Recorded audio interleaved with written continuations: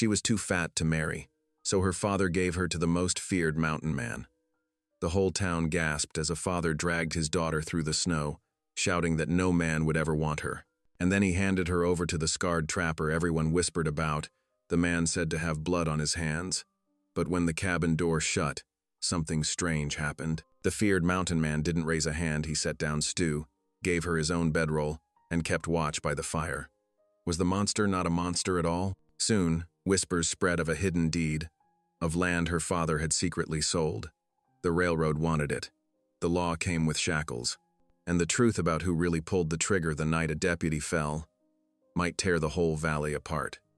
Now, one woman's dignity and one man's honor stand against greed, betrayal, and shame. Will the daughter no one wanted, and the mountain man everyone feared, find redemption, or be crushed beneath the lies? Drop a comment below and share which part of the world you're tuning in from today.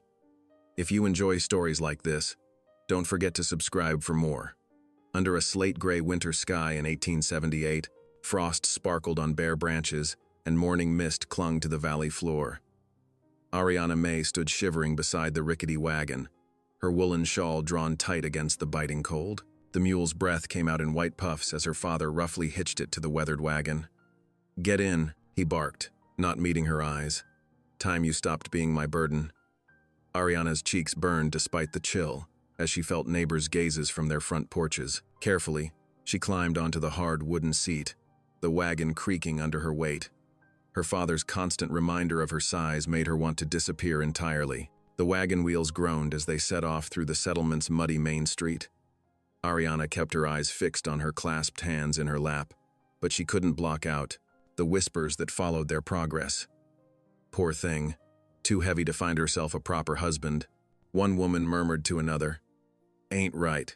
What her pa's doing," came the reply, barely audible. Children playing marbles in front of the general store stopped their game to point and giggle. "Look at her. She's bigger than my ma's wash tub." Ariana blinked back tears, her throat tight. She'd endured the taunts for years, but this public parade of shame cut deeper than any before. The wagon jolted over every rut, each bump emphasizing her father's determination to be rid of her. "Pa, please," she whispered, desperate. "I can work harder. I'll eat less. Just don't." Quiet. His voice was cold as the morning frost. "You've been nothing but trouble since the day you were born. Your mama's gone now, and I aim to be shed of you." They passed the smithy, where broad-shouldered men paused in their work to shake their heads in silent judgment. The telegraph operator stepped out of his office, squinting at the scene before ducking back inside, no doubt to spread word of the spectacle to neighboring towns. At the edge of the settlement, where civilization gave way to wilderness, her father pulled the mule to a halt. There, like a shadow made flesh, stood Boone McGraw. Ariana's heart hammered against her ribs. Everyone knew of Boone, the mountain man who appeared twice yearly to trade furs, speaking to no one save what business required. His face bore a savage scar from jaw to temple, partially hidden by an unkempt dark beard. Buckskins and a worn buffalo coat hung from his towering frame. Those who claimed to know said he'd killed more men than Winter. "McGraw," her father called out, his voice carrying across the frozen ground. "Got a proposition for you." Boone's dark eyes shifted from father to daughter, his expression unreadable. He said nothing, but inclined his head slightly. Permission to continue. "Girl here needs a man," her father announced. Loud, enough for the growing crowd of onlookers to hear. "Ain't no one in town'll have her, size she is. Reckon you live far enough out. Won't matter much what she looks like." Shame crashed over Ariana in waves. She wanted to run, to hide, to wake from this nightmare, but there was nowhere to go. Her father had made sure the entire settlement witnessed her humiliation. "Please," she whispered, though whether to her father or to God, she wasn't sure. "Don't do this." Her plea fell on deaf ears as her father continued. "She can cook well enough. Keep a cabin clean. Won't be no trouble to you." He paused, then added with cruel emphasis, "And I ain't asking much in return." The crowd had grown. Mothers pulled their children close, whispering prayers.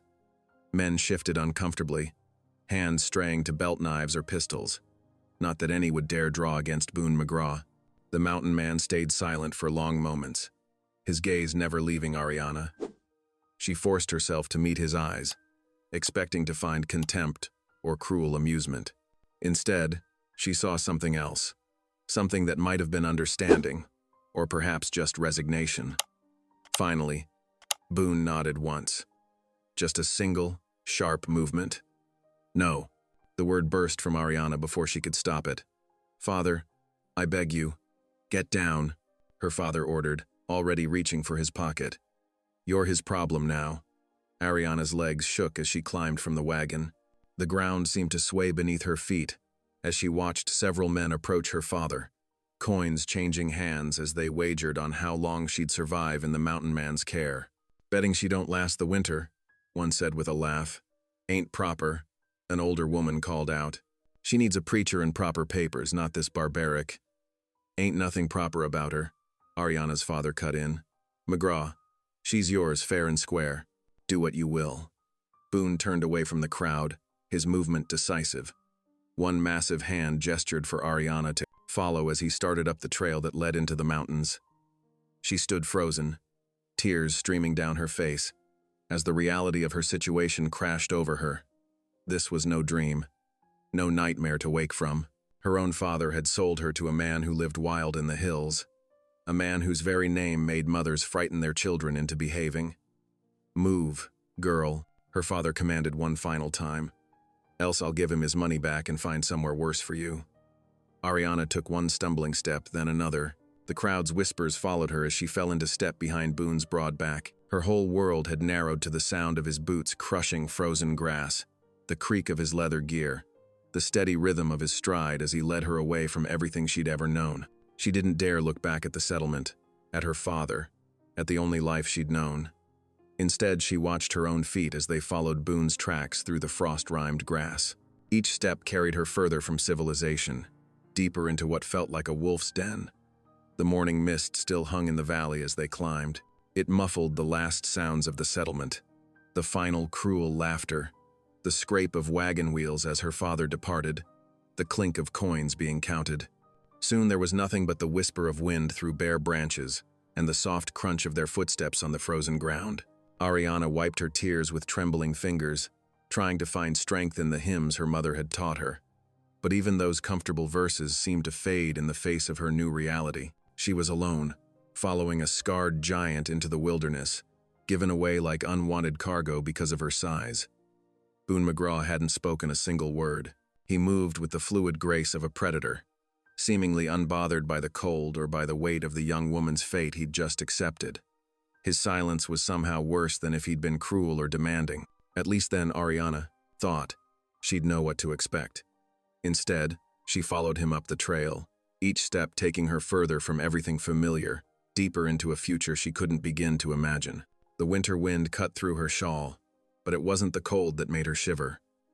She was walking into a wolf's den, just as surely as if she'd followed a real timber wolf into its lair.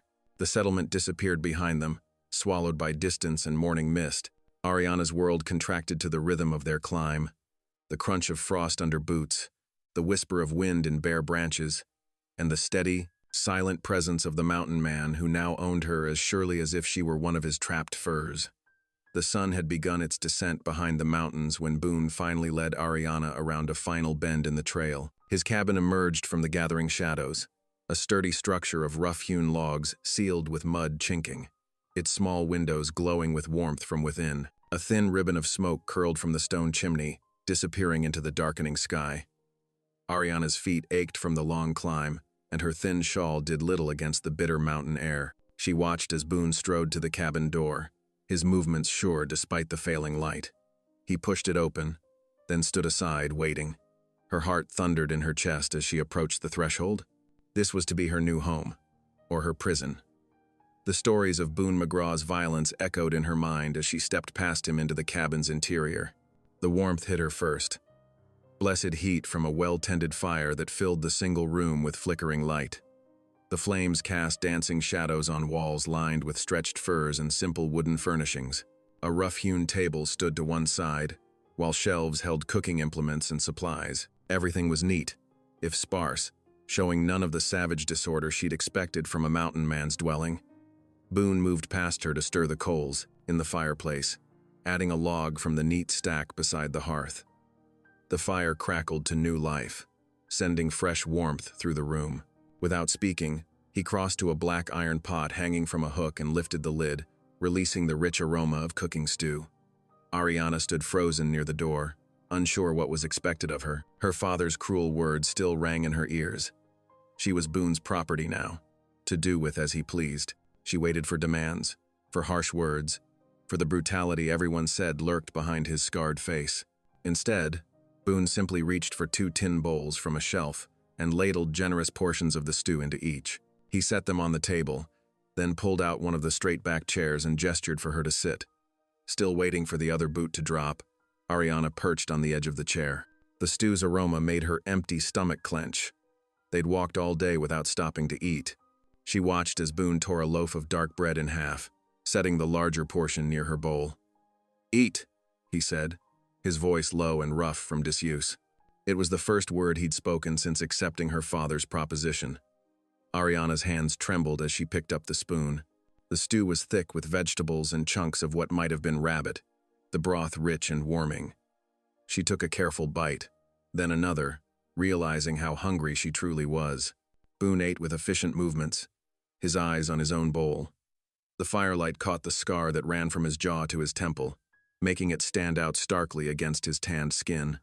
Yet there was nothing threatening in his posture, nothing to suggest the violence that made him legendary in the settlement.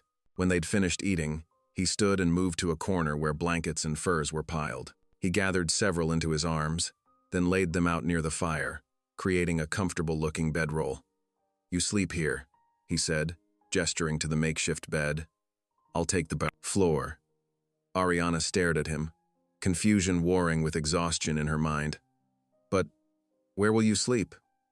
He shrugged, already gathering more blankets for himself. "Got plenty of furs, floor's fine." Before she could respond, he moved toward the door. "Mule needs tending," he muttered, and stepped out into the gathering darkness. Ariana stood at the window, watching as he moved surely through the twilight to the small lean-to stable. A lantern flared to life, and she could see him working, removing the mule's gear with gentle hands, brushing the animal's coat, ensuring it had fresh hay and water.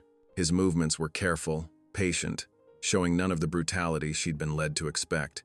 The day's events crashed over her anew. Her father's public rejection, the humiliating wagon ride through town, the long climb into the mountains. Exhaustion pulled at her limbs as she turned back to the fire's warmth. The bedroll Boone had prepared looked incredibly inviting. Sinking to her knees beside it, Ariana clasped her hands together. "Dear Lord," she whispered, "please watch over me in this strange place. Keep me safe through the night." She paused, then added, "And thank you that he seems kind to animals at least." She had just burrowed into the warm blankets when Boone returned. He moved quietly for such a large man, settling his own bedding on the far side of the fire.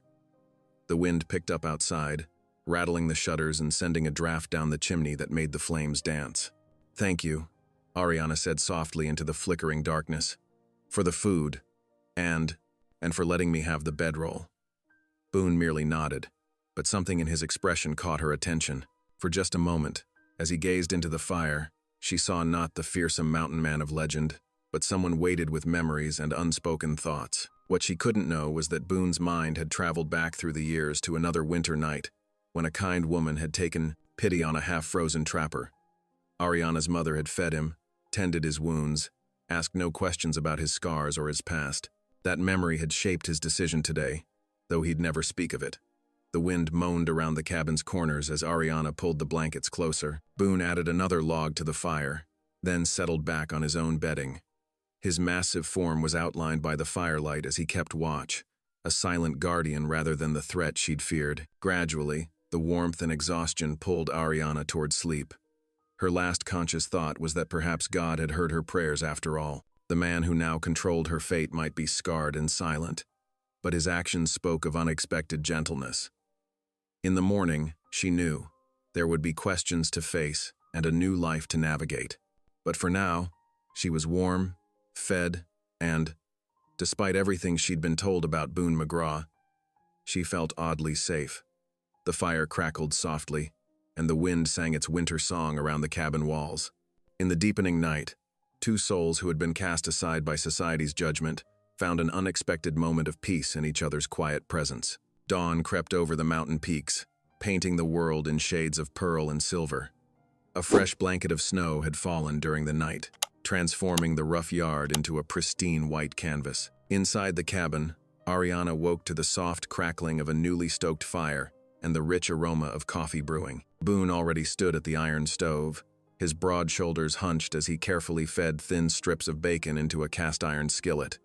The meat sizzled and popped, filling the cabin with its savory scent. He glanced over his shoulder as Ariana pushed herself up from the bedroll, but said nothing. She smoothed her wrinkled dress and finger-combed her hair, conscious of her disheveled appearance. The cabin looked different in the morning light, less threatening, more lived in. Copper pots hung from pegs, their surfaces gleaming dully. A stack of wooden bowls sat beside a water bucket, and dried herbs hung in neat bundles from the rafters. "Can I help?" Ariana asked, her voice still rough with sleep. Boone gestured toward the stove with his chin. "Coffee needs stirring." She approached cautiously, giving him a wide berth as she reached for the long-handled spoon propped against the coffee pot. The grounds swirled as she stirred, releasing more of their rich scent. Her movements were awkward at first, trying to work around Boone's bulk in the small space. "Cups up there," he muttered, pointing to a shelf above her head. Ariana stretched up on her tiptoes but found herself just inches short of reaching the tin cups. Before she could ask for help, Boone's long arm reached past her, easily snagging 2 cups from the shelf. Their sleeves brushed momentarily, and Ariana tensed, but Boone simply set the cups on the counter and returned to tending the bacon. Soon they sat at the rough-hewn table, steam rising from their coffee cups. The bacon was crisp and perfectly cooked, served alongside thick slices of yesterday's bread. Ariana waited for Boone to begin eating before picking up her own fork, still uncertain of her place in this strange new arrangement. "Need to check trap lines?" Boone said after several silent minutes. "Then show you the rifle." Ariana nearly choked on her coffee. "The rifle?" He nodded, his expression serious. "Mountain ain't safe for them who can't shoot. Need to learn." After breakfast, Boone disappeared outside to handle the morning chores. Ariana washed the dishes in a basin of melted snow, then swept the plank floor with a rough bristled broom she found in the corner. The simple tasks helped settle her nerves, giving her hands something useful to do while her mind tried to make sense of her new situation. When Boone returned, his boots crusted with snow, he carried a well-maintained Winchester rifle. Ariana's heart quickened at the sight of it, but she forced herself to stand straight as he approached. "Come," he said, leading the way outside. The morning air bit at Ariana's cheeks as she followed Boone into the yard. He'd set up several tin cans on a fallen log about 20 paces from the cabin. The snow crunched under their boots as they walked, the only sound in the crystal-clear mountain morning. Boone held out the rifle, and Ariana took it gingerly. The weapon was heavier than she expected, its wood stock smooth from years of handling. Like this, Boone demonstrated the proper stance, his own massive hands pantomiming the hold. "Stock against your shoulder, tight." Ariana tried to mirror his position, but the rifle wavered in her grip. Without warning, Boone stepped behind her, his hands adjusting her arms with surprising gentleness. "Elbow up," he murmured, tapping her arm. "Lean into it. Breathe slow." She expected mockery at her clumsy attempts, but Boone's instructions remained patient and matter-of-fact. When she finally squeezed the trigger, the rifle's kick nearly knocked her off balance. The shot went wide, sending snow flying from a tree branch well above the targets. "Again," Boone said simply, helping her reload. They worked through the morning, Ariana's arms growing tired but her aim slowly improving. By the time the sun stood high overhead, she'd managed to knock over 2 of the tin cans. Each successful hit brought a slight nod from Boone, not exactly praise but acknowledgement of her progress. Back inside the cabin, Boone stirred up the fire and set about preparing their noon meal.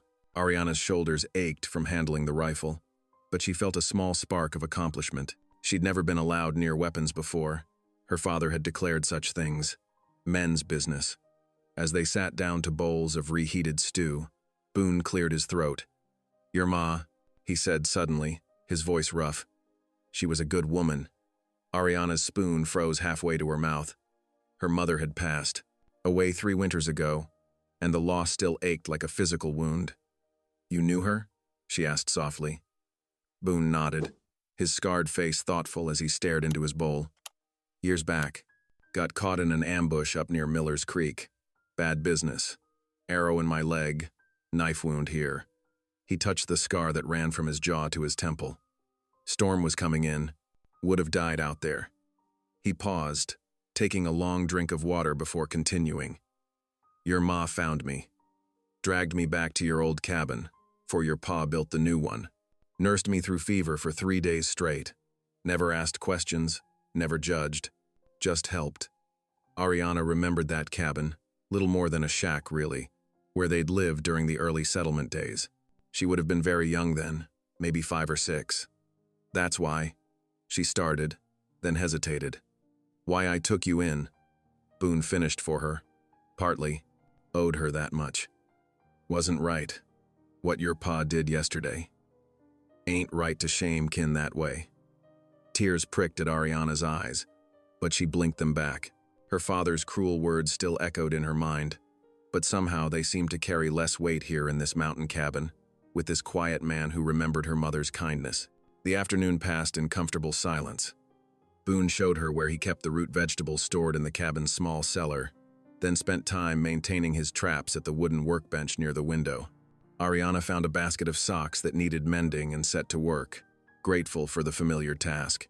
As evening approached, Boone built up the fire and settled into a chair near its warmth. The rhythmic sound of his whetstone against his hunting knife filled the cabin. Shick, shick, shick. Ariana sat cross-legged on her bedroll, continuing to darn socks by the firelight. The silence between them felt different now, not tense or frightening, but almost peaceful. Through the cabin's window, Ariana could see fresh snow beginning to fall, adding to the white blanket that already covered the mountain. The fire popped and crackled, sending sparks up the chimney. For the first time since her father had loaded her into that wagon yesterday morning, Ariana felt something like dignity return. She wasn't just an unwanted burden here, but someone connected to a debt of honor. Her mother's kindness had created a thread between her and this silent mountain man, a thread that offered her protection, and perhaps in time, a chance to build something like a home. The knife's blade gleamed in the firelight as Boone tested its edge with his thumb. Satisfied, he set it aside and reached for his pipe, filling it with careful movements. Ariana's needle flashed silver as she closed another hole in a thick wool sock. Outside, the snow continued to fall, and somewhere in the distance, a lone wolf called out to the gathering night. 2 days passed in a quiet rhythm of chores and rifle practice. The mountain air had begun feeling less foreign to Ariana, and she'd grown accustomed to Boone's silent ways. On this particular afternoon, she stood at the cabin's window, kneading bread dough while watching snow dust the pine branches. The peaceful scene shattered at the sound of approaching hoofbeats. Boone was outside checking his trap lines, but his rifle stood ready by the door. Ariana's hands trembled as she wiped them on her apron, uncertain whether to reach for the weapon. Before she could decide, a familiar face appeared through the swirling snow. Tom Bradley, one of her father's ranch hands. Tom's horse was lathered despite the cold, suggesting a hard ride up the mountain. The young man's face was drawn with worry as he dismounted, his eyes darting around as if expecting trouble. "Miss Ariana," he called out, staying near his horse. "Need to speak with you. It's urgent." Ariana opened the cabin door but remained in the doorway, remembering Boone's warnings about being cautious. "What brings you up here, Tom?" The ranch hand twisted his hat in his hands. "It's your pa, Miss Ariana. He's gone and done something terrible." He glanced over his shoulder before continuing. "He sold the May ranch to the railroad men. All of it. The house, the grazing lands, everything." The news hit Ariana like a physical blow. The May ranch had been in her family for 2 generations. Her mother's father had built the first cabin there, and her mother had always promised it would be Ariana's someday. "He can't," she whispered. "That ranch is my inheritance. Mama's will. There's worse." Tom interrupted, his voice dropping. "Your pa's telling everyone that Boone McGraw kidnapped you. Says he was forced to sell because he needs money to get you back. Railroad men are eating it up. They're fixing to send the law up here." Ariana's legs went weak. She gripped the doorframe to steady herself. "But that's a lie. Papa gave me away himself. Right there in front of everyone. Folks who saw it happen are scared to speak up, Tom said. Your pa's got the railroad men backing him now. Nobody wants to cross them. He shifted uncomfortably. I only came because, well, your ma was always kind to my family. Didn't seem right not to warn you. The crunch of snow announced Boone's return. He materialized from the trees like a shadow, his rifle held ready but not quite aimed at Tom. The ranch hand's face went pale, but to his credit, he stood his ground. Speak your piece, Boone rumbled. Tom repeated the news, his words tumbling out faster under Boone's stern gaze. When he finished, Boone's jaw tightened, the scar on his face standing out white against his weathered skin. How long? He asked. 2, 3 days at most, Tom replied. They're gathering men in town now. Railroad's got their own hired guns coming too. He turned back to Ariana. I'm sorry, Miss Ariana. Your pa's not the same man since your ma passed. Ariana nodded numbly. Thank you for the warning, Tom. The ranch hand mounted, up, clearly eager to be gone. I should get back before they notice I'm missing. God keep you both. With that, he wheeled his horse around and disappeared into the thickening snow. Boone ushered Ariana inside, where the forgotten bread dough sat abandoned on the table. He moved through the cabin with purpose, checking ammunition and gathering supplies into a pack. They'll come at dawn, he said, his voice grim. Less chance of getting lost in the dark that way. We need to be ready. Ready for what? Ariana asked, though she feared she knew the answer. Fight or flight, Boone replied simply. Your choice. The reality of their situation settled over Ariana like a heavy blanket. Outside, the snow fell harder, turning the world white and silent.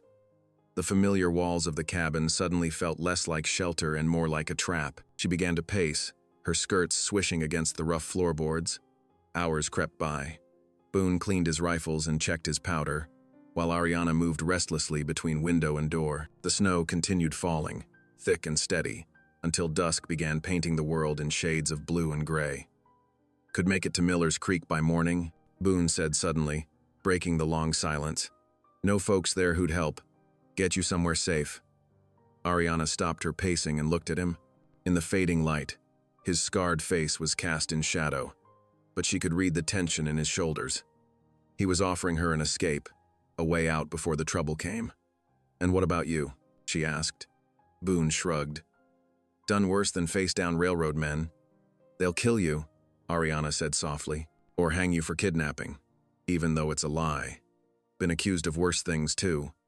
His voice was matter of fact, but Ariana heard the weight behind the words. Won't hold it against you if you want to leave. Ain't your fight. Ariana stood very still, feeling the weight of the moment. In her mind's eye, she saw her father counting coins while she sat abandoned in that wagon. She remembered the whispers and stares of the townspeople, the shame that had burned in her chest. But she also remembered her mother's stories about this land, about the importance of standing up for what was right. She lifted her chin, meeting Boone's gaze directly. It became my fight when my father sold my mother's land with a lie. I won't run away and let you face this alone. Surprise flickered across Boone's face, quickly hidden but unmistakable. He studied her for a long moment, as if seeing her properly for the first time. The fire crackled in the hearth, casting dancing shadows on the walls. Might get worse before it gets better, he warned. I reckon it might, Ariana agreed, unconsciously adopting his manner of speech. But Mama always said running from trouble just means it catches you tired. A ghost of a smile touched Boone's lips, the first she'd seen from him. He nodded once, then returned to his task of checking supplies. Ariana resumed her pacing, but now with purpose rather than anxiety. Her mind worked through what they might need, what preparations they could make. The cabin grew darker as night settled in, but neither of them lit the lamp. The fire provided enough light to see by, and they didn't want to make themselves an easier target. Outside, the snow continued its silent fall, building drifts against the cabin walls. Ariana paused at the window, pressing her palm against the cold glass. Somewhere out there, men were gathering, preparing to come for them with guns and the false authority of railroad money. Her father was probably sitting in the warm tavern right now, counting his blood money and spinning his lies. But here she stood, in this mountain cabin with this quiet, honorable man who had shown her more respect in 3 days than her father had in years. The choice wasn't really a choice at all. Whatever came with the dawn, she would face it standing tall, just as her mother would have done. Boone moved to stand beside her at the window, his presence solid and reassuring. Together they watched the snow fall, each lost in their own thoughts but united in their resolve. Tomorrow would bring whatever it brought, but tonight they had warmth, shelter, and the strength that comes from choosing to stand together against injustice. The fire popped and settled, sending up a shower of sparks. Outside, the wind whispered through the pines, and somewhere in the darkness, an owl called out its lonely song to the night. The Sunday morning dawned crisp and clear, with winter sunlight glinting off the fresh snow. Boone saddled 2 horses while Ariana smoothed her best dress, the blue one her mother had sewn for her last Christmas. Her fingers trembled slightly as she pinned up her hair. "We don't have to go," Boone said quietly from the doorway. "Church ain't worth the trouble it might bring." Ariana shook her head, meeting his eyes in the mirror's cloudy reflection. "Hiding up here will only make people believe Papa's lies.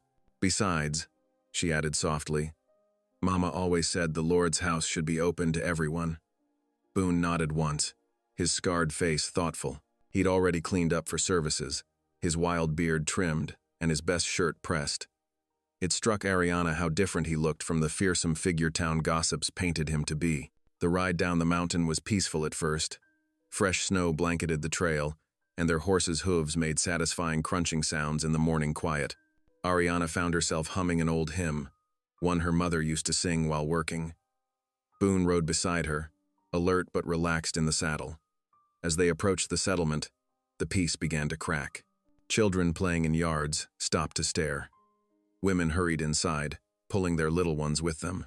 Men paused in their work, watching with hard eyes as Boone and Ariana passed. "Look at her, riding around bold as brass with that mountain devil," one woman hissed, loud enough to carry.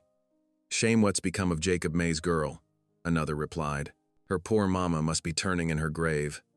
Ariana's cheeks burned, but she kept her chin up, remembering her mother's words about dignity being something no one could take unless you gave it away. Beside her, Boone's jaw tightened, but he said nothing. They tied their horses at the church's hitching post, and Boone helped Ariana down with careful courtesy. The morning bell was ringing, calling the faithful to worship.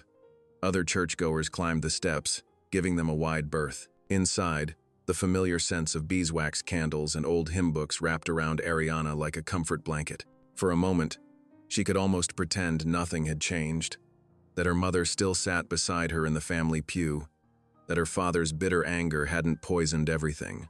But the whispers followed them down the aisle. Ariana clutched her hymn book tighter, feeling the leather binding dig into her palms. Boone's steady presence beside her was both reassuring and, she knew, the cause of much of the gossip. "Living in sin up there," someone muttered. "Always knew she'd come to no good," another voice added. Ariana's hands shook as she opened her hymn book. The familiar words blurred before her eyes. She blinked hard, refusing to let tears fall. "Why, Ariana May?" Preacher Thompson's warm voice cut through the whispers. He stood before their pew, his kind face creased in a genuine smile. "It does my heart good to see you here today." "Good morning, preacher," Ariana managed, her voice steadier than she felt. "Sarah asked about you just yesterday," he continued, referring to his wife. "She's never forgotten how you sat with her through that terrible fever last spring, singing hymns until her delirium broke. Said your voice was better medicine than any doctor's tonics." The memory of those long nights by Sarah Thompson's sickbed flooded back. Ariana had barely known the preacher's wife then, but, when word spread of her illness, she couldn't bear the thought of anyone suffering alone. "How is Mrs. Thompson?" Ariana asked, feeling some of her tension ease. "Much better, thanks to God's grace and good neighbors like yourself." He turned to Boone, extending his hand without hesitation. "And welcome to you, Mr. McGraw. Our doors are open to all who seek the Lord's word." Boone shook the offered hand, nodding respectfully. The preacher's simple courtesy seemed to quiet some of the whispers, though Ariana could still feel stares boring into her back. The service began, and Ariana let the familiar rhythms wash over her. When the congregation stood to sing, she lifted her voice without shame. It was strong and clear, just as her mother had taught her. A few heads turned at the sound, and she saw surprise replace scorn on some faces. During the sermon, Preacher Thompson spoke about judgment and mercy, about how quick people were to cast stones while forgetting their own sins. Ariana felt certain gazes shifting uncomfortably in the pews around them. After the final hymn, people began filing out into the winter sunshine. Ariana and Boone waited, letting others pass first to avoid awkward encounters. But as they stepped into the aisle, a man Ariana didn't recognize blocked their path. He was expensively dressed, with a watch chain glinting across his vest and a pencil-thin mustache that twitched when he spoke. "Mr. McGraw," he said, his tone falsely pleasant. "Might I have a word?" Boone's expression didn't change, but Ariana felt him tense beside her. "Speak your piece," he rumbled. "I represent the railroad's interests in this region," the man said, twirling his mustache. "There seems to be some unpleasantness developing regarding Miss May here and certain property matters." "Ain't nothing unpleasant about it," Boone replied. "Her father's telling lies and you know it." The agent's smile turned cold. "What I know is that Jacob May has signed legal documents, transferring his property to the railroad. What I know is that interfering with railroad business can be unhealthy." He leaned closer, dropping his voice. "Take my advice. Leave now, before the law arrives. Save yourself the trouble." Ariana felt anger rising in her chest, burning away her earlier shame. "The law?" she said, her voice carrying clearly in the church's good acoustics.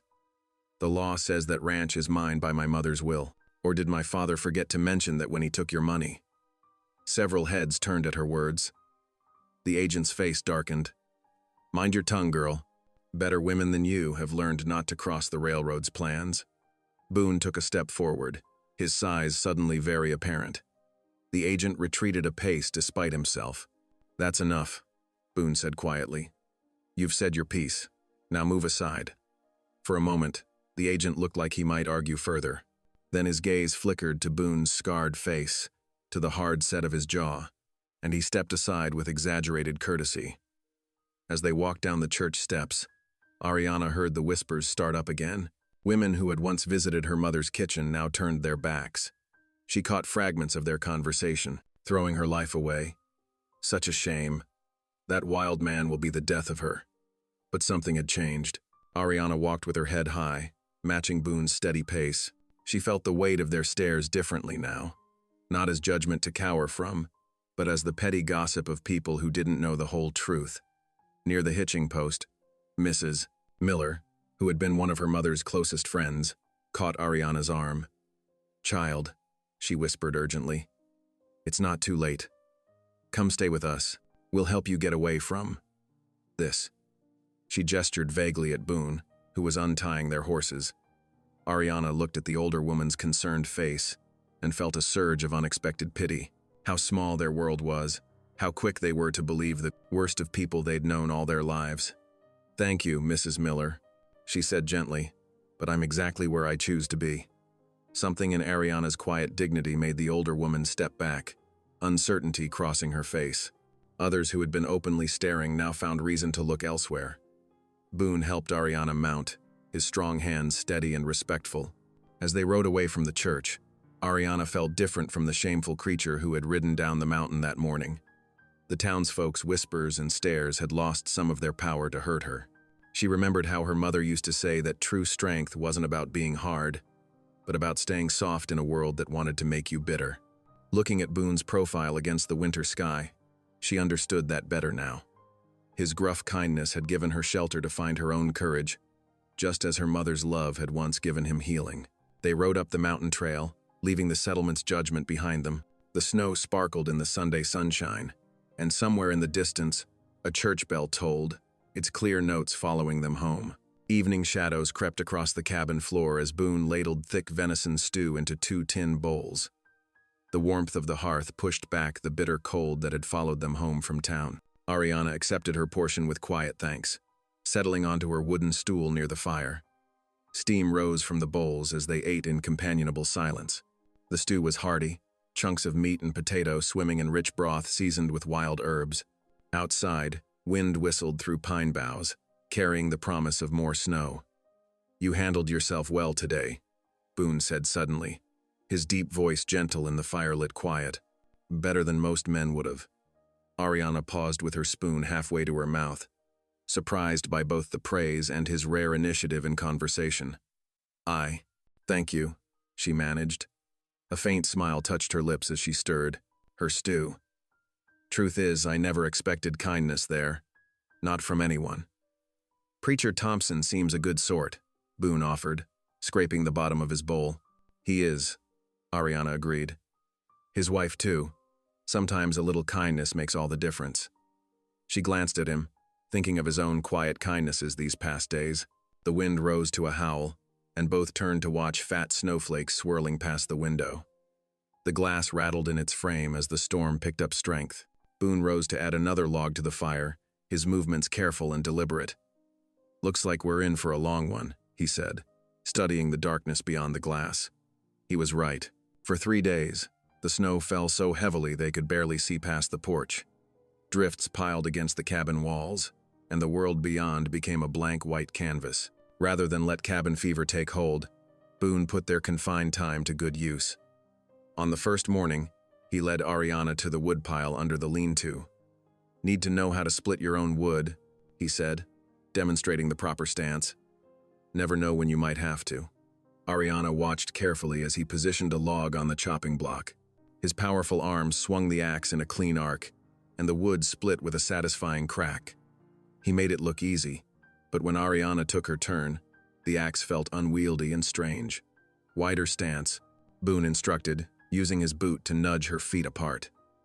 Let the weight of the axe do the work. Don't force it. Her first few attempts glanced off the log, or stuck halfway through, but Boone was patient, adjusting her grip and timing until she found her rhythm. By midday, she had a respectable pile of split wood, and blisters to prove it. Good, was all he said.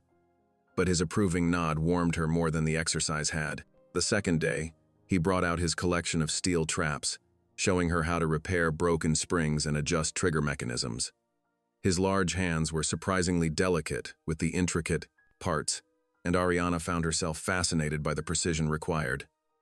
These here's what keeps us fed through winter, he explained, demonstrating how to oil the hinges. Trap breaks when you're miles out. You need to fix it yourself or go hungry. Ariana's smaller fingers proved well, suited to the detailed work. Soon she was replacing worn parts with confidence, learning to test the tension and sensitivity of each mechanism. Boone watched her progress with quiet satisfaction. For her part, Ariana kept the cabin warm and welcoming. She discovered stores of dried herbs hanging from the rafters and experimented with seasoning their meals. The wooden floors gleamed from her sweeping, and she managed to patch several worn blankets she found in a trunk. When evening fell, they would sit by the fire, Boone working on his traps or mending harness leather while Ariana sewed or knitted. Sometimes, almost without realizing it, she would begin to hum the hymns her mother had loved. The familiar melodies filled the cabin with a gentle peace. Boone never commented on her singing, but she noticed how he would grow still, his hands pausing in their work as the notes rose and fell. Once, catching his expression in the firelight, she saw something raw and vulnerable cross his scarred features before he turned away. On the third night, as snow continued to fall, Ariana gathered her courage and actually sang the words to Amazing Grace, her mother's favorite. Her clear voice carried in the small space, and she saw Boone's shoulders tense, then gradually relax as the verses continued. When she finished, the silence felt different somehow, as if the hymn had touched something deep and painful in him, yet brought comfort too. Dawn of the fourth day brought clearing skies and a world transformed by snow. Boone rose early, checking his gear with practiced efficiency. Got to check the trap lines, he announced, pulling on his heavy coat. Been too long already. Ariana looked up from stoking the morning fire. I'm coming with you, she said firmly. Boone paused in adjusting his gun belt. Trail's rough. Snow's deep. I can manage, she insisted, already reaching for her coat. You've taught me about the traps. I want to learn the rest. He studied her face for a long moment, seeing determination in her set jaw. Finally, he nodded. Dress warm. It's bitter out there. Soon they were leading the mule through knee-deep snow, their breath frosting in the crystal-clear air. Ariana's cheeks stung from the cold, but she kept pace, following Boone's trail as he broke through the drifts. The forest was transformed into a wonderland of white-laden branches and pristine expanses. Sunlight sparked off the snow, making Ariana squint. She was grateful for the extra pairs of wool socks Boone had insisted she wear. When they reached the first trap, Ariana watched attentively as Boone demonstrated how to check it without disturbing the surrounding snow. The trap was empty, but he showed her how to reset it and disguise their presence. Animals can smell human scent, he explained. Got to be careful not to leave too much behind. At the second trap, they found a plump rabbit. Boone efficiently dispatched it and showed Ariana how to tie it to the mule's pack. Her hands trembled slightly at first, but she managed the knots without complaint. They worked their way along the trap line, Ariana's confidence growing with each stop. When they found a trap sprung but empty, she recognized the signs of a fox's escape before Boone pointed them out. His brief smile told her she was learning well. By midday, they had checked 12 traps and collected 3 rabbits and a fox. Ariana's legs ached from trudging through the deep snow, but she felt a deep satisfaction in the work. This was honest labor, demanding respect for both the land and its creatures. As they turned back toward the cabin, Boone paused atop a ridge. "You did good today," he said quietly. "Most folks wouldn't have managed half so well their first time out." Ariana felt warmth spread through her chest despite the cold. "Thank you for teaching me," she replied. "For all of it." He nodded, adjusting the mule's lead rope. They walked on in comfortable silence, their boots crunching through the fresh snow. The winter sun hung low on the horizon, painting the white landscape in shades of gold and rose. Ariana found herself thinking of her mother, who had always said that true strength showed itself in how you handled life's storms. These past days with Boone had taught her new kinds of strength, not just in splitting wood or checking traps, but in finding courage to face each day's challenges. Looking at the tall, quiet man breaking trail ahead of her, she realized that perhaps they were teaching each other.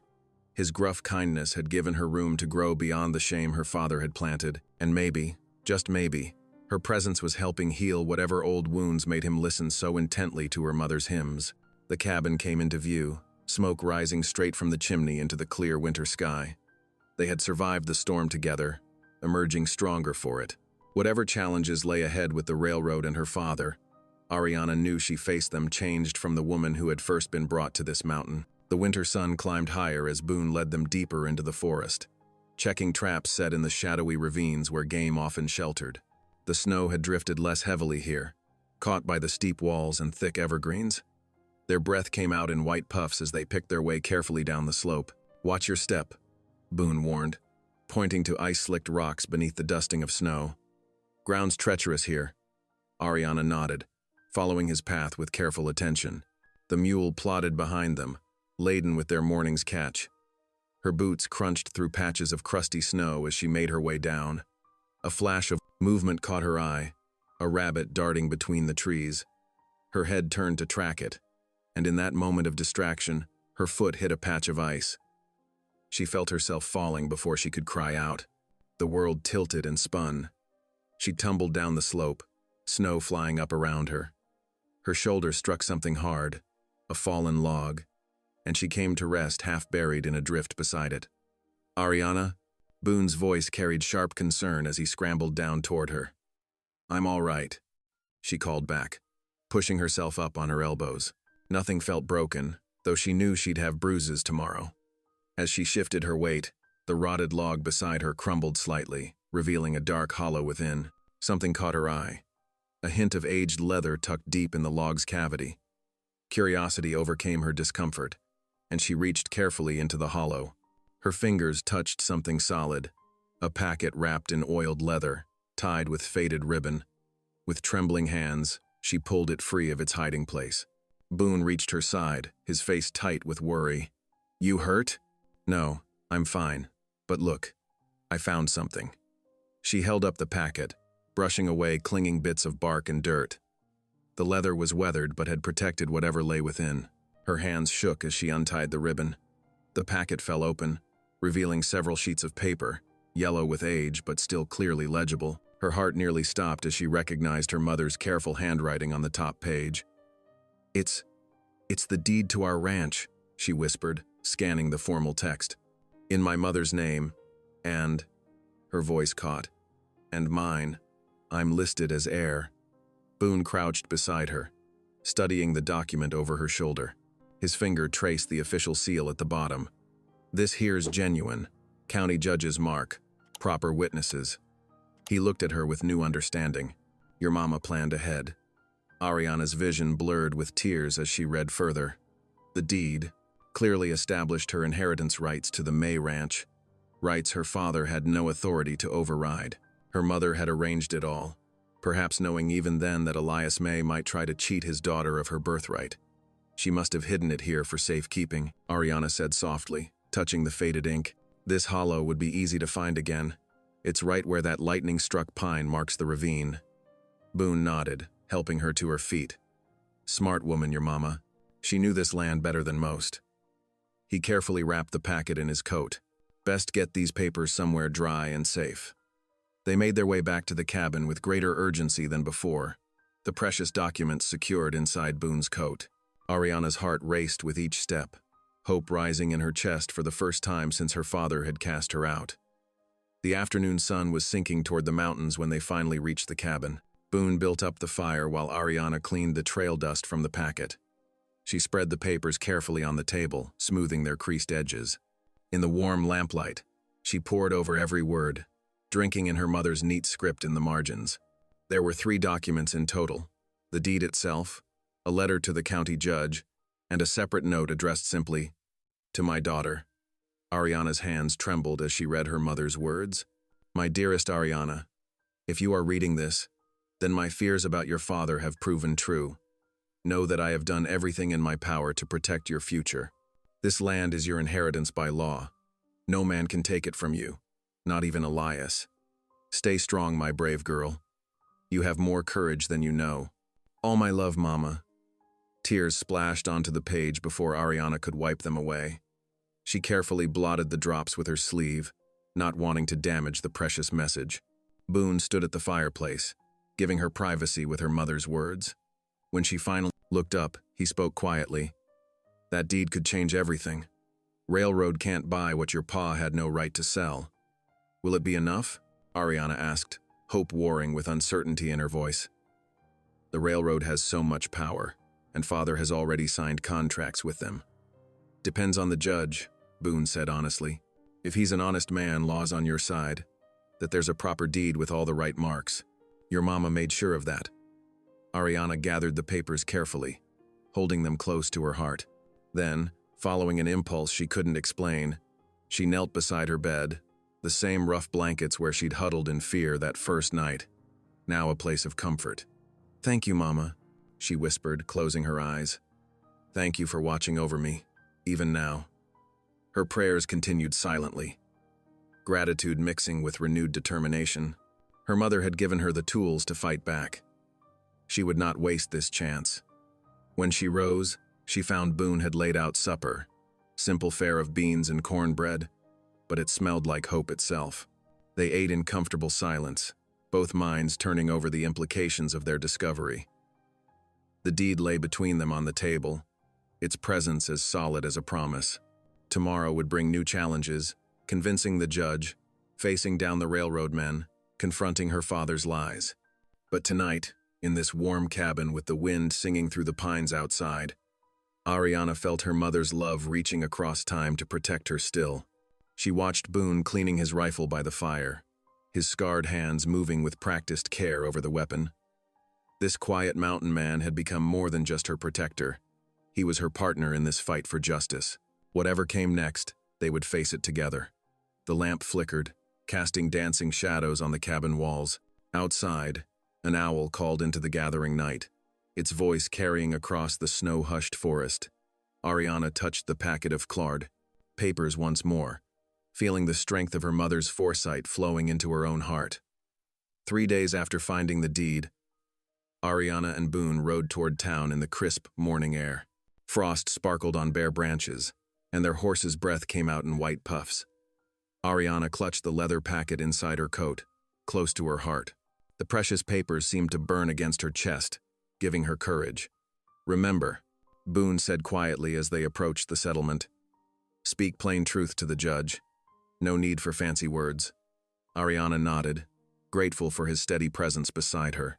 The town looked different now, less threatening than it had when her father had driven her through in shame. Still, she felt the weight of stares as they rode down the main street. The courthouse stood at the far end, a 2-story wooden building with fresh paint and a tin roof that gleamed in the winter Sunday. Several horses were already hitched outside, including her father's bay mare. Ariana's stomach tightened at the sight. Boone dismounted first, then helped her down from her horse. His rough hands were gentle, and she drew strength from his touch. Together, they climbed the courthouse steps, their boots echoing on the wooden planks.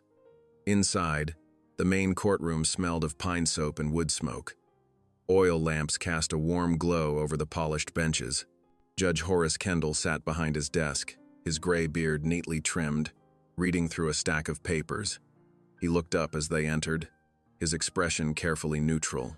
Ariana's father stood near the front, with 2 railroad men in dark suits. He wouldn't meet her eyes. The railroad foreman, a broad-shouldered man with cold eyes, watched them with obvious disdain. "Miss May," Judge Kendall said, gesturing them forward. "I understand you have evidence regarding the May ranch sale?" I... Ariana stepped forward, willing her voice to stay steady. "Yes, Your Honor." She withdrew the packet and approached his desk. "I have here the original deed to our ranch, signed and witnessed, naming me as rightful heir." The judge took the papers, adjusting his spectacles as he examined them. The room fell silent except for the crackle of the wood stove in the corner. Ariana held her breath as he read, his expression giving nothing away. "These appear to be properly executed documents," he said finally, looking up, filed by Sarah May before her death, with clear stipulations regarding inheritance.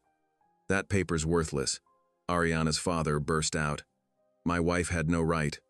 "Mr. May," the judge cut him off sharply. "You'll have your say in turn." He turned back to Ariana.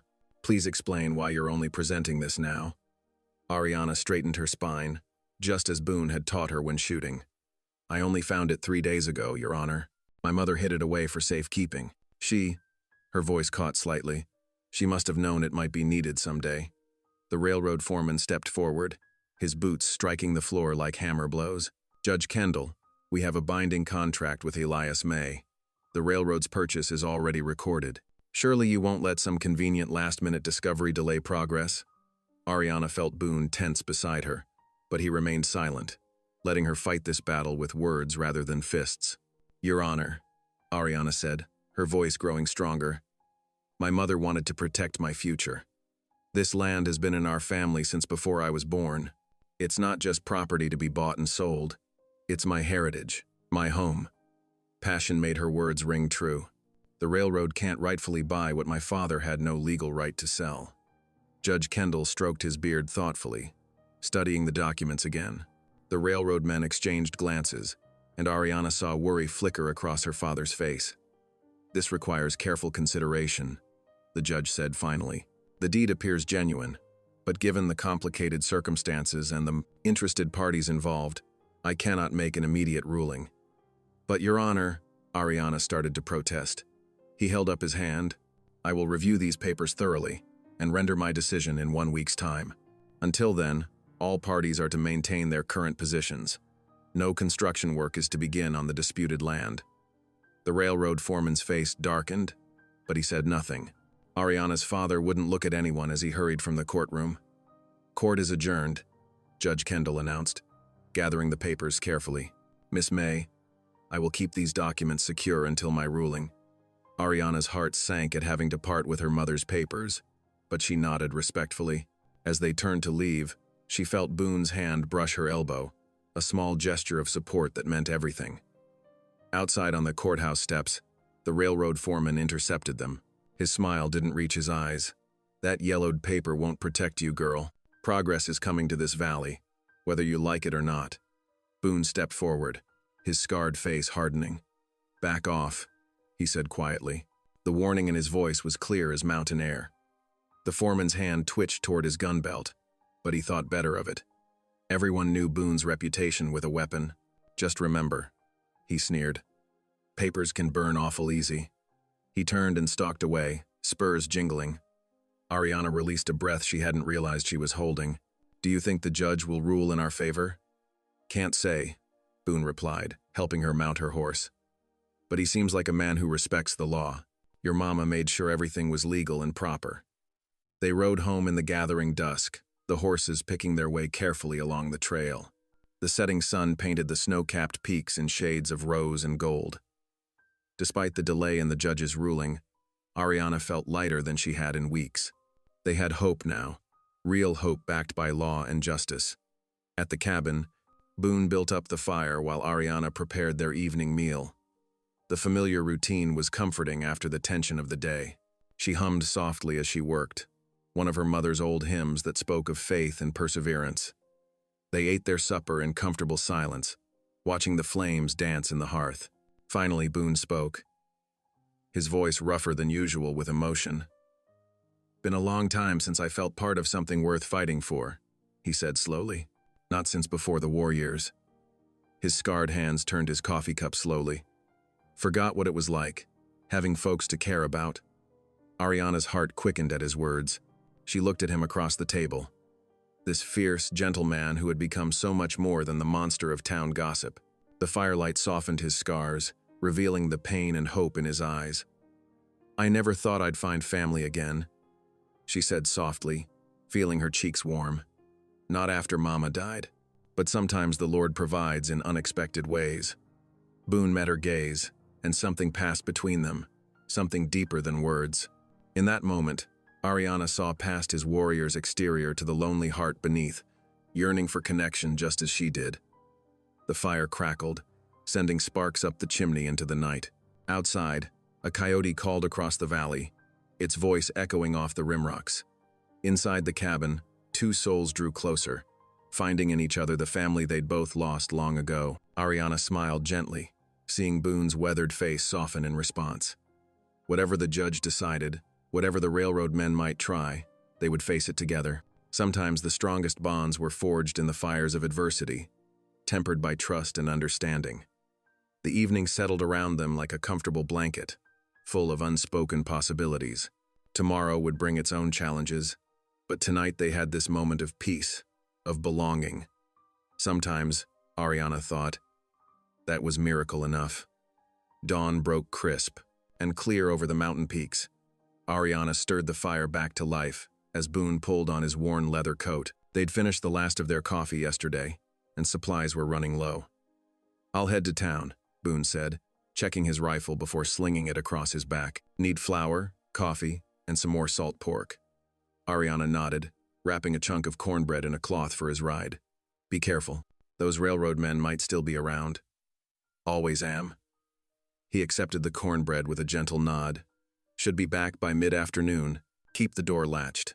She watched from the doorway as he mounted his horse and rode down the snowy trail, his broad shoulders silhouetted against the morning light. The past weeks had taught her to read his silent ways, how his gruff manner masked genuine concern, how his scarred face softened when she sang in the evenings. The morning passed quietly as Ariana tended to the cabin chores.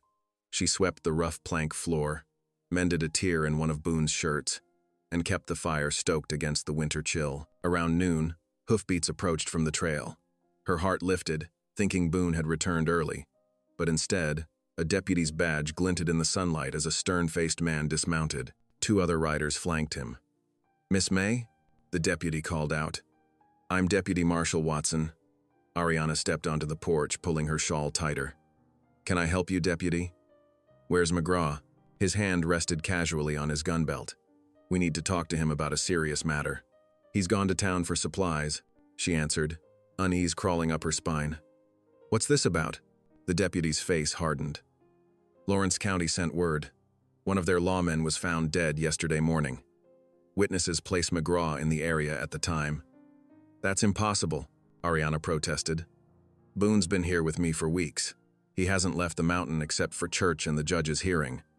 A man matching his description was seen, riding away from the scene, Watson continued. And everyone knows McGraw's violent history. The war years left their mark on him. Ariana's hands clenched into fists. You're wrong about him. Boone's not that man anymore. We'll let the judge decide that. The deputy signaled his men to spread out around the cabin, We'll wait for his return." The next 2 hours stretched like molasses in winter. Ariana paced inside the cabin, her mind racing. She knew Boone was innocent, knew it in her bones, but his fearsome reputation would work against him. The sound of approaching hoofbeats made her rush to the window. Boone rode into view, leading his pack horse laden with supplies. He pulled up short at the sight of the deputies, his face going still as stone. "Boone McGraw," Deputy Watson called out, drawing his pistol. "You're under arrest for the murder of Deputy Samuel Cole of Lawrence County." Ariana burst out of the cabin. "Boone, they're wrong. Tell them." But Boone just sat quietly on his horse, studying the deputies with tired eyes. When he spoke, his voice was low and steady. "No need for guns, deputy. I won't fight you. Dismount slowly," Watson ordered. "Keep your hands where we can see them." Boone complied, moving with deliberate care. One of the deputies roughly pulled his arms behind his back, binding his wrists with rope. Ariana rushed forward, but Watson blocked her path. "Don't make this harder, Miss May," he warned. "McGraw's going to face justice for what he's done." "He hasn't done anything." Tears burned in her eyes as she watched them lead Boone to a spare horse. "This is all wrong." Boone caught her gaze. "Stay strong," he said quietly. "Truth will come out." The deputies mounted up, keeping their weapons trained on Boone as they started down the trail. Ariana ran to her horse, throwing on a saddle with trembling hands. She couldn't let them take him without a fight. The ride into town was a blur of cold wind and desperate prayers. When they reached the settlement, people emerged from shops and homes to watch the procession. Whispers rippled through the gathering crowd. Knew he'd show his true colors eventually. Once a killer, always a killer. That poor May girl, living with such a monster.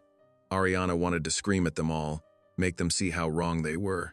But the jeers and condemning stares continued as the deputies marched Boone toward the jail. "He's innocent," she called out, her voice cracking. "You don't know him like I do." Someone in the crowd laughed harshly. "Sounds like the beast has bewitched her." The jail door slammed shut with terrible finality.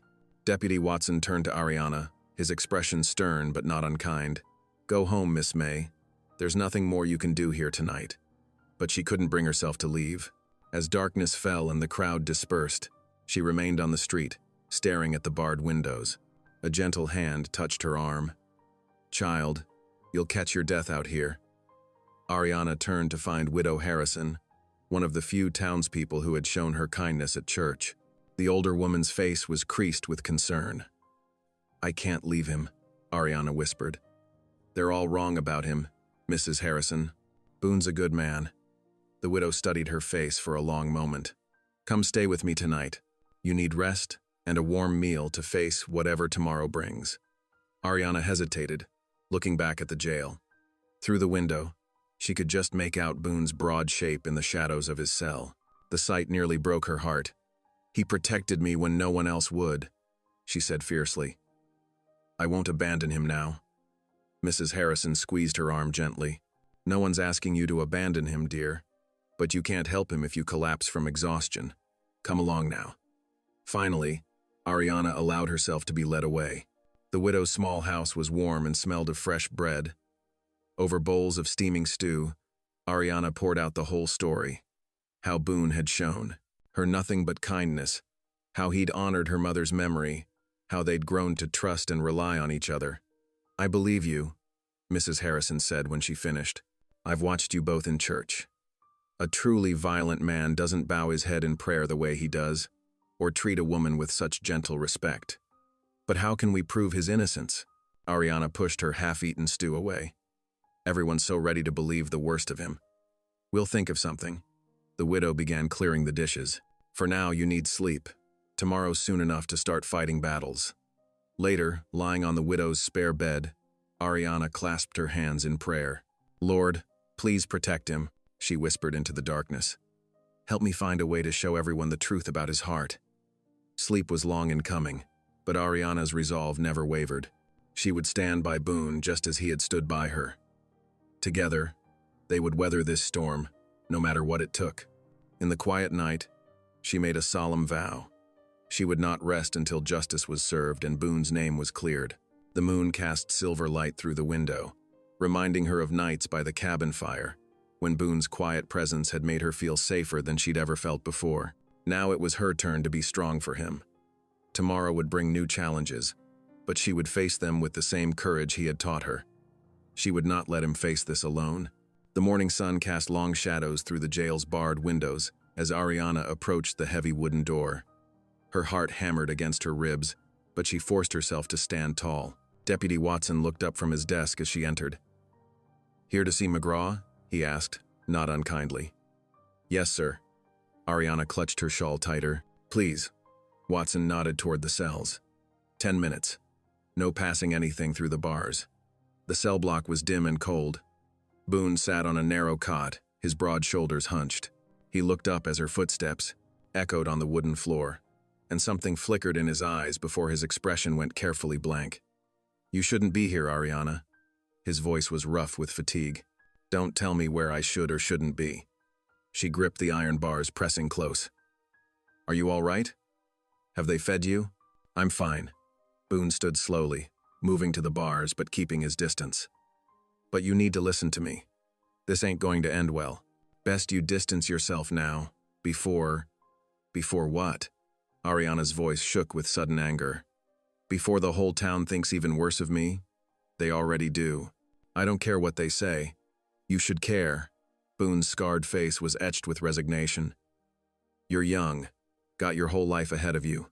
Don't waste it defending a man like me." "A man like you?" Ariana pressed closer to the bars. "You mean an honorable man? A kind one? Because that's what I've seen these past weeks." Boone shook his head.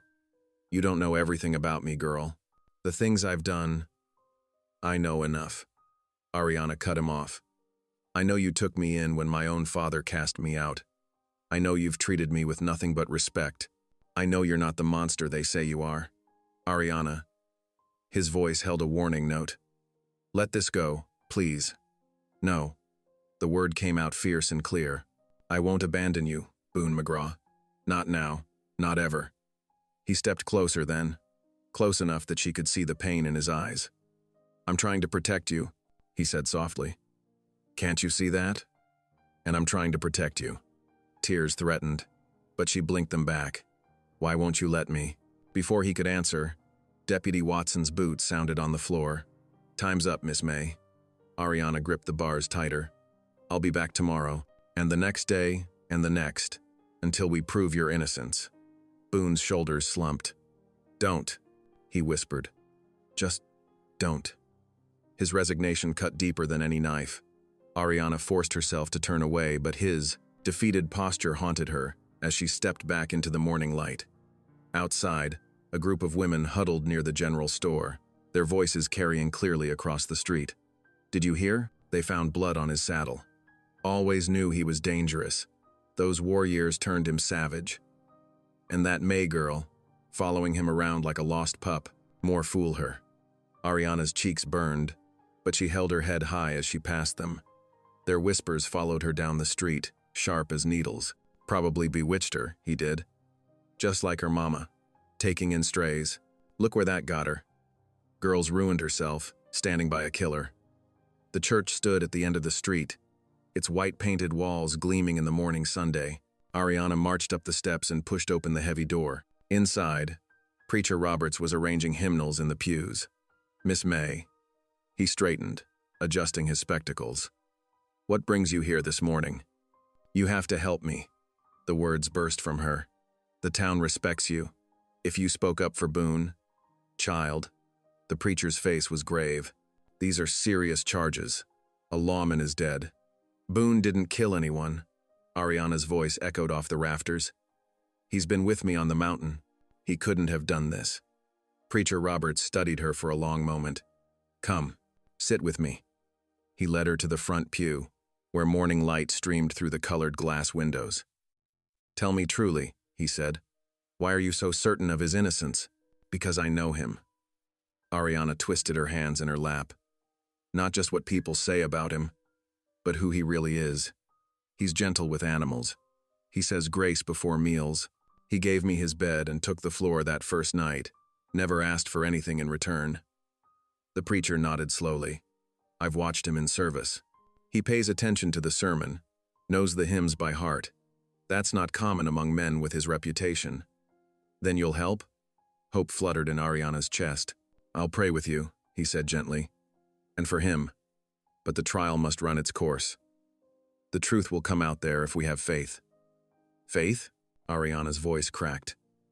What about action? Doesn't the good book tell us faith without works is dead? A slight smile touched the preacher's lips. Indeed it does. Very well. Let us pray first, then discuss what can be done within the bounds of law and conscience.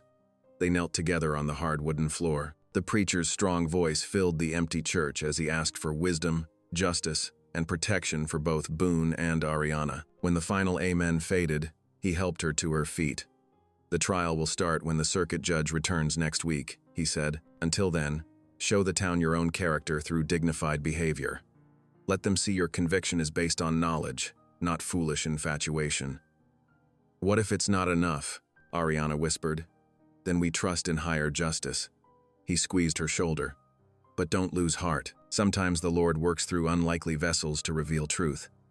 Ariana left the church with a slightly lighter spirit, though worry still gnawed at her heart. She spent the afternoon at Widow Harrison's house, helping with chores to repay the older woman's kindness. As evening approached, she retrieved her mother's deed from its hiding place in her saddlebag. In the widow's spare room, Ariana studied the document by lamplight. The official seal and careful script proclaimed her right to the May Ranch, but somehow the papers felt insufficient now. This was about more than property. It was about a man's life, his freedom, his future. Still awake, dear? Widow Harrison appeared in the doorway, wrapped in a faded shawl. I thought this would save us. Ariana held up the deed. But it's not enough, is it? The railroad still wants our land, and now they've found a way to remove Boone entirely. The widow sat on the edge of the bed. What does your heart tell you to do? Fight. Ariana's voice strengthened. Not just in court, but out there. Show people who Boone really is. Make them see what I see. It won't be easy. The older woman's eyes were kind. People cling to their judgments. I don't care. Ariana carefully folded the deed. Boone stood by me when everyone else turned away. Now it's my turn to stand by him, no matter what anyone says. Then you'd best get some sleep. Widow Harrison patted her hand. Sounds like you've got quite a battle ahead. Later in the darkness, Ariana lay awake planning her campaign. She would start with those who had shown kindness at church. Remind them of Boone's respectful behavior, his quiet faith. Find witnesses who could speak to his whereabouts when the lawman was killed. Build a foundation of truth to counter the whispered lies. Tomorrow, she would begin. But first, she had to convince Boone himself not to give up. His resignation in the jail cell had frightened her more than any threat. She couldn't fight this battle if he had already surrendered. Lord, she whispered into the night, give me the words to reach him, and the strength to face whatever comes. The moon sailed behind clouds, leaving the room in darkness, but Ariana's path was clearer than ever.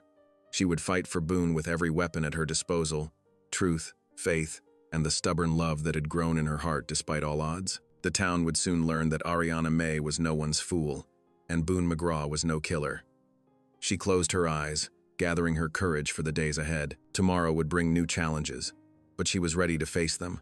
One step at a time, one heart at a time, she would build a foundation of truth strong enough to withstand any storm. The Sunday morning dawned crisp and clear, with frost sparkling on the chapel's weathered steps.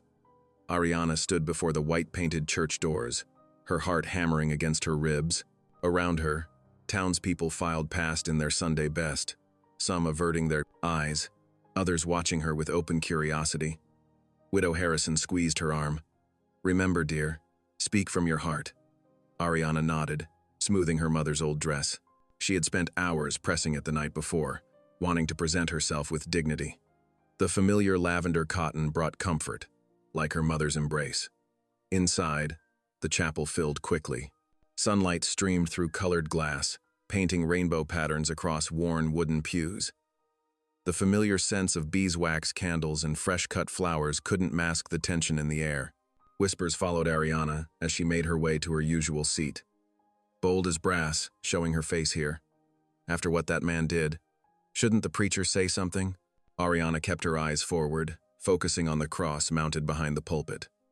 She had requested permission to speak after the sermon, and Preacher Roberts had agreed, though his eyes had been troubled. The service began with familiar hymns. Ariana's voice rose clear and strong, remembering how her mother had taught her these songs. Even in the darkest times, her mother had found comfort in music, letting the ancient words carry her burdens heavenward. As the final notes of Amazing Grace faded, Preacher Roberts stepped to the pulpit. His sermon spoke of judgment and mercy, of seeing with God's eyes rather than man's limited vision. Ariana felt his words strengthen her resolve. When the sermon concluded, the preacher cleared his throat. "Before we close, Miss Ariana May has asked to address the congregation." A rustle of surprise moved through the crowd. Ariana's legs felt wooden as she stood, but her mother's voice echoed in her memory. "Stand tall, sweet girl. Your worth isn't measured by others' opinions." The short walk to the front seemed to take forever. Ariana turned to face her neighbors, these people who had known her since childhood. Some faces showed kindness, others skepticism, many simple curiosity. She drew a deep breath. "I stand before you today to speak of truth and forgiveness." Her voice trembled slightly, but grew stronger as she continued. "Many of you knew my mother. She taught me that true Christian charity means looking past surface judgments to see the heart God sees." Several older women nodded, remembering Elizabeth May's generous spirit. "When I was young, my mother took in a badly wounded stranger. She nursed him back to health, though some called her foolish for bringing a dangerous man into our home. That man was Boone McGraw." Murmurs rippled through the congregation. Ariana pressed on. "My mother saw past his scars and reputation to the honorable soul beneath. She recognized his dignity when others saw only darkness. And she was right. She met the gaze of Mrs. Peterson, who had lost a son in the border wars. Some say Boone McGraw is a killer, but I have lived under his roof these past weeks. I have seen him pray before meals, gentle with animals, protective of those in his care. The man I know could not have murdered anyone in cold blood." "He's in jail now," someone called out. "Must be guilty of something." "Being accused isn't the same as being guilty," Ariana responded, her voice steady. "How many here have suffered from hasty judgments? How many know the pain of rumors accepted as truth?" She saw several heads bow, remembering their own experiences with gossip's cruel power.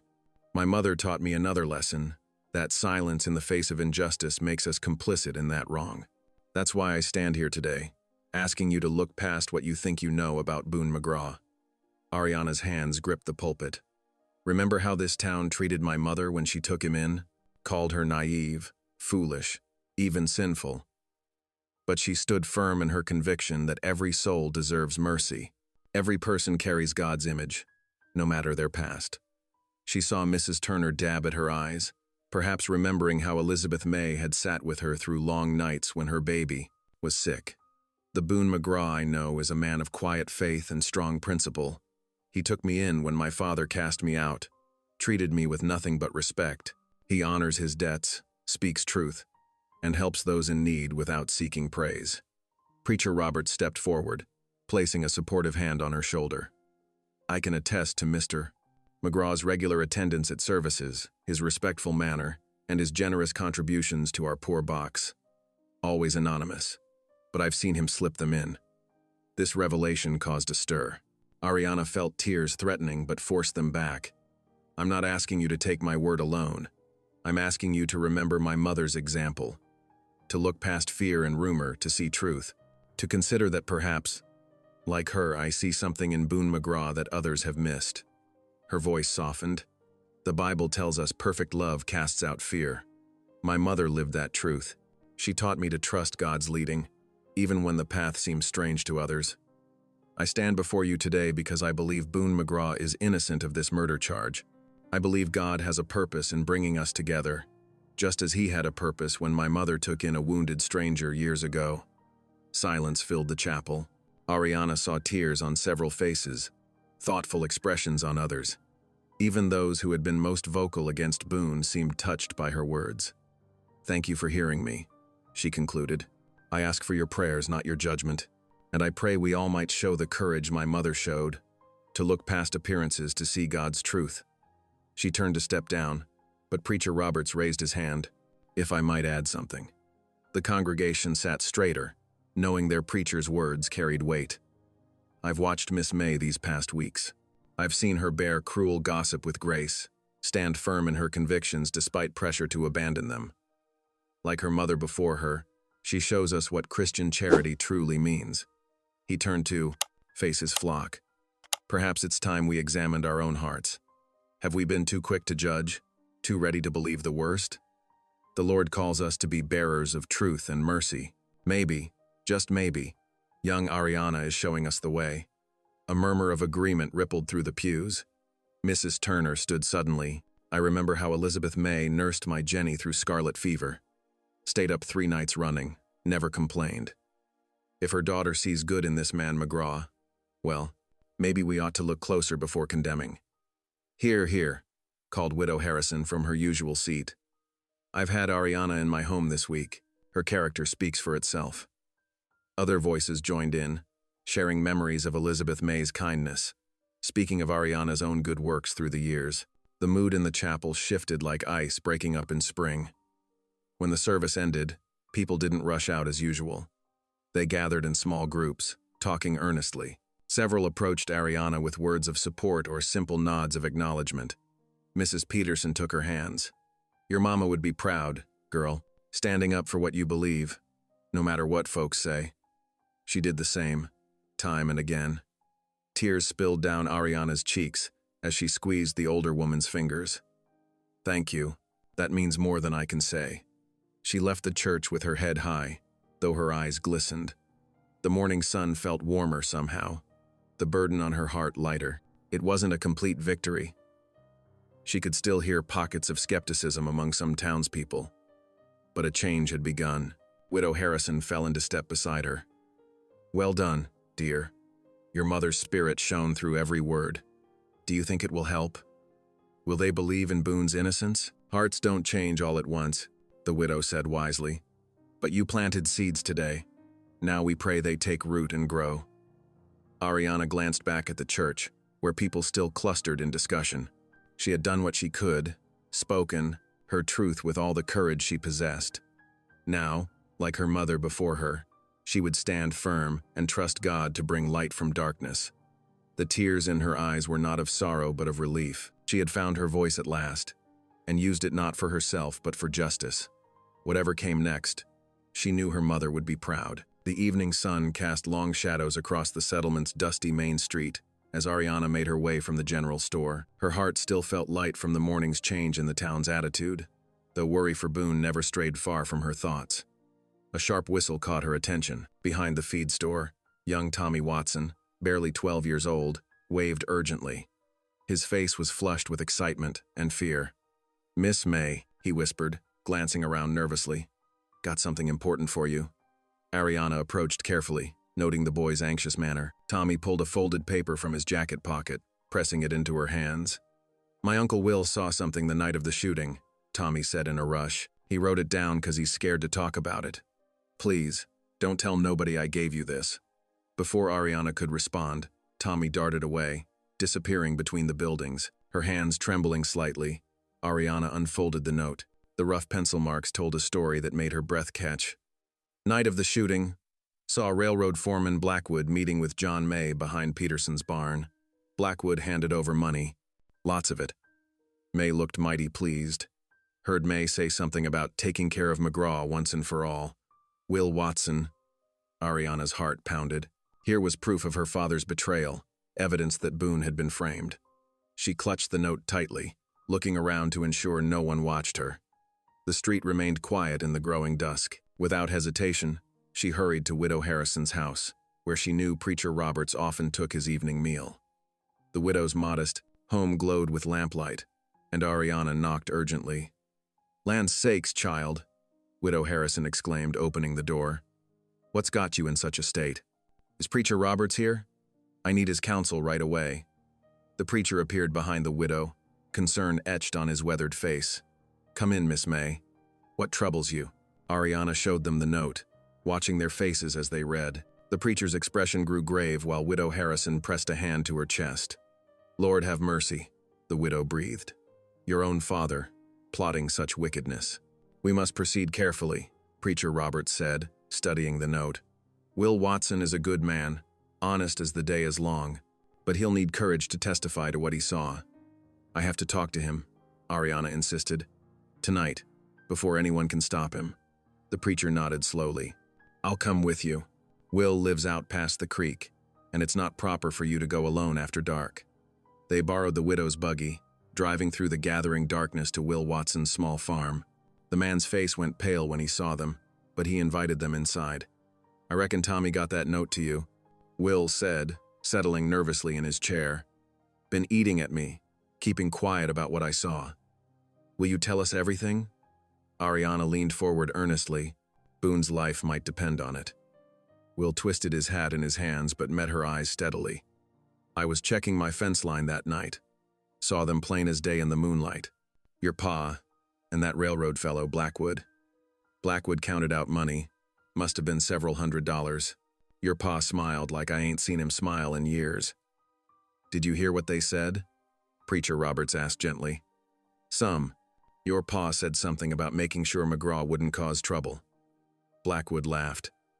Said it'd be worth every penny to get rid of that mountain man. Next day, we heard about the shooting. Ariana's hands clenched in her lap. Will you testify to this before Judge Kendall? Fear flickered across Will's face. Railroad's powerful folk. They could ruin a man. The Lord asks us to stand for truth, Preacher Roberts said quietly. I know it's frightening, but an innocent man's life hangs in the balance. Will was silent for a long moment. Finally, he squared his shoulders. My daddy raised me to do what's right, no matter the cost. I'll testify. Hope surged through Ariana's heart. Thank you, she whispered. God bless you for your courage.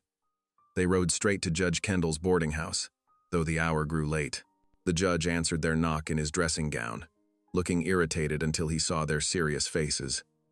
Your Honor, Ariana said firmly, we have evidence that Boone McGraw was framed for murder. The judge listened intently as they presented Will's testimony and the note. His expression grew increasingly troubled. This is grave indeed, he said finally. Conspiracy, bribery, false accusation. If proven true, these charges will bring serious consequences to all involved. Will you reconsider Boone's case? Ariana asked, her heart in her throat. Judge Kendall nodded slowly. I will convene a hearing first thing tomorrow morning. This testimony must be properly recorded. Ariana felt tears of relief spring to her eyes. She had prayed for justice, for some way to prove Boone's innocence. Now, finally, the truth would come to light. Thank you, Your Honor, she managed to say. Thank you for listening to the truth. The morning sun streamed through the courthouse windows as townsfolk filed in, filling every available space. Judge Kendall sat stern-faced at his bench, his gavel resting before him. Ariana's hands trembled in her lap as she sat in the front row, her heart pounding beneath her Sunday best dress. Will Watson approached the witness stand first, his voice shaky but clear as he recounted what he'd seen behind Peterson's barn. Mr. Blackwood counted out them bills right there. He testified. Must have been $300 or more he gave to John May. More witnesses came forward. Sarah Peterson, who'd been hanging laundry that evening, described overhearing the railroad foreman plotting with one of his men. Said they'd make it look like McGraw done it, she declared, her chin held high. Said nobody'd question it, given his reputation.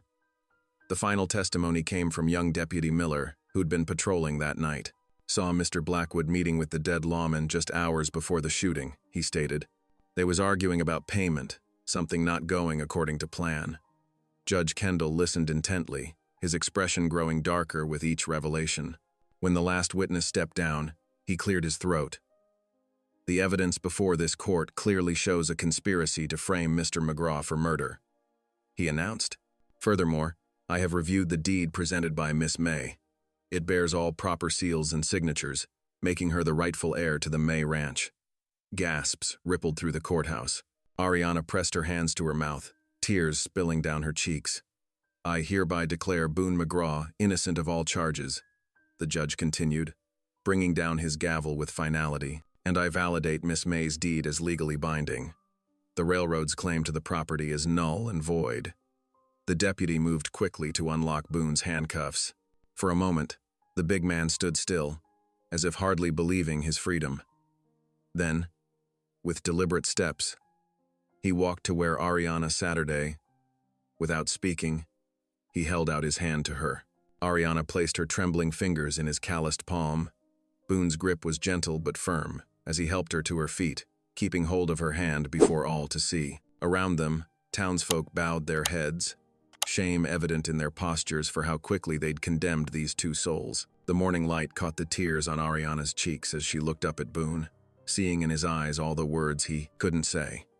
Outside the courthouse steps, the afternoon sun cast long shadows across the dusty street. Townsfolk gathered in clusters, watching as Boone McGraw's tall figure emerged into the light. The railroad foreman, Blackwood, stood near his horse, his face twisted with anger and defeat. Boone strode forward, his boots striking the wooden planks with purpose. "Time for you to leave," he said, his voice low but carrying across the hushed crowd.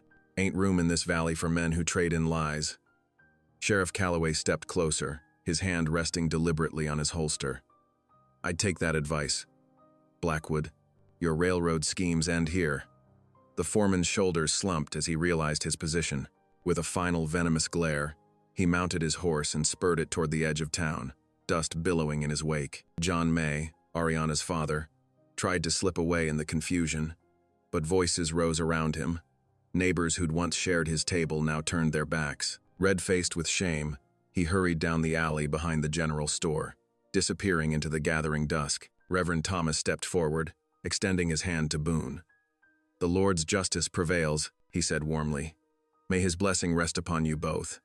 Boone's large hand engulfed the preacher's smaller one, acceptance in his quiet nod. As evening settled over the valley, Ariana and Boone walked the familiar trail toward his cabin. Their lanterns swung gently, casting pools of light that danced among the shadows. The spring air carried the scent of wild roses and new grass. "The May Ranch will need work," Boone said after a while, his voice thoughtful. Winter was hard on the fences. Ariana glanced up at him, hope rising in her chest.